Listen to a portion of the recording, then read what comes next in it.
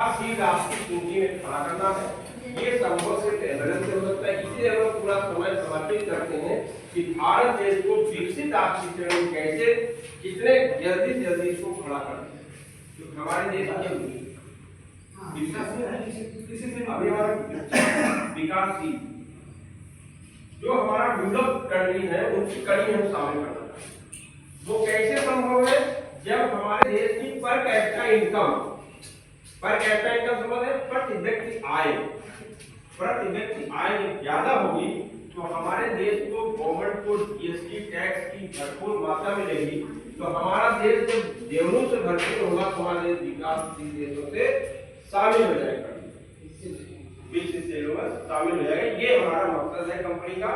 इसलिए कंपनी आज 6 साल से लगातार अपने को डेवलप करते हुए गांव शहर और कई शहरों में बड़ा कार्यक्रम कंपनी चला जो आज की उम्र के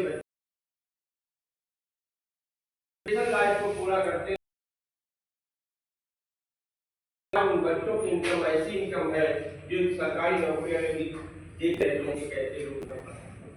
तो डीएसआरसी के मिशन से इतना है कि हम भारतवर्ष में रियल एमएलएम को भी स्थापित करने की योजना है।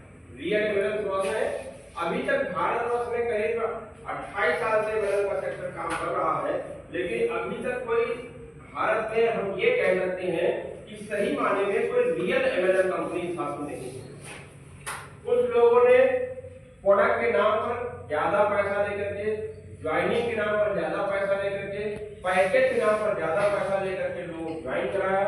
अंत में क्या हुआ कि कंपनी के लोग जब समझे कि एमएलएम नहीं है, 15-15 हजार 20-20 हजार के पैकेज से जुड़े और बाद में लोग मार्केट गए तो उन्होंने कहा इस सेक्टर में थोड़ा एक जुड़ने वाला काम बड़ा खतरनाक होता है, जिससे मार्केट में नेगेटिविटी फैली। क्या हो गया? नकारात्मक रवैया फैल गई। ये जो इस टाइप के काम होते हैं ये जोड़ने वाले काम होते हैं, इसमें कुछ नहीं हो सकता है। ये लोगों की पूंजी को खत्म कर देते हैं या पूंजी को लूट करके चले जाते हैं। ये मार्केट में फैला हुआ माहौल है आज की वक्त। आप लोग मिलते हैं कुछ लोग ऐसे जो कहते हुए एमएलएम से जुड़े थे और हमारा पैसा डूब गया, कुछ मिले लोगों को? क्या डीएसआरसी में किसी को पैसा डूबा हो सकता? क्या कभी डूबेगा? कहने का मतलब वही कंपनी हमारे बीच में होना चाहिए जो हमारे पैसे को सुरक्षित रखे। हमें जो कीमत हमने दिया है, जो पैसा हमने दिया है, उसकी वैल्यू का फर्क मिलना। समझ रहे बात आपकी? डीएसआरसी में ऐसा होता है। अब जब आप इस बात से संतुष्ट है कि डीएसआरसी के प्लान में हमारा कोई लॉस नहीं है, तो ये बात हम हर किसी व्यक्ति को बता सकते हैं। अपने पड़ोसी बता सकते हैं, अपने रिश्तेदार को बता सकते हैं, अपने जानने वाले बता सकते हैं, अनजान को भी बता सकते हैं।